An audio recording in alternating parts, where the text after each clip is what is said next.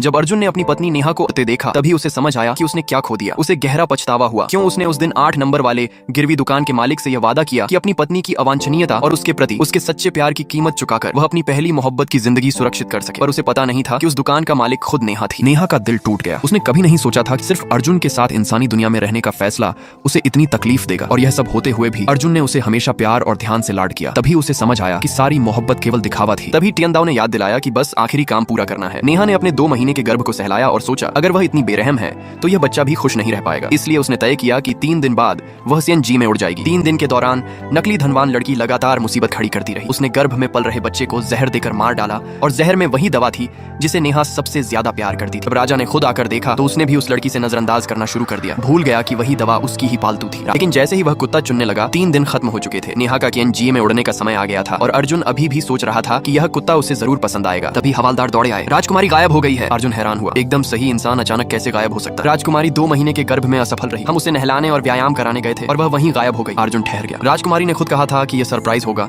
इसलिए उसने आपको बाद में बताने का निर्णय लिया। तभी अर्जुन को समझ आया कि उसने क्या खो दिया। 3 दिन पहले वह अपनी पहली मोहब्बत की जिंदगी सुरक्षित करने के लिए नेहा की पूरी जिंदगी की कीमत चुकाना चाहता था। नेहा तो उसके लिए गर्भधारण की खुशी की तैयारी कर रही थी। उसने महसूस किया कि शायद उसने बहुत कुछ खो दिया है। नकली लड़की आई और कहा दीदी बस कुछ दिन के लिए गायब हुई है, वह अपने आप लौट आएंगी, आपको चिंता करने की जरूरत नहीं। लेकिन अर्जुन ने उसे कठोरता से धक्का दिया और कहा इन 3 सालों में मैंने नेहा के साथ बहुत अन्याय किया। अब मुझे उसे ढूंढकर सब कुछ सुधारना होगा और मैं नहीं चाहता कि अब यह लड़की मेरे पास आए। फिर भी नेहा को खोजने का एक ही तरीका था। वह 8 नंबर की सड़क की ओर गया। वहां पहुंचकर उसने देखा कि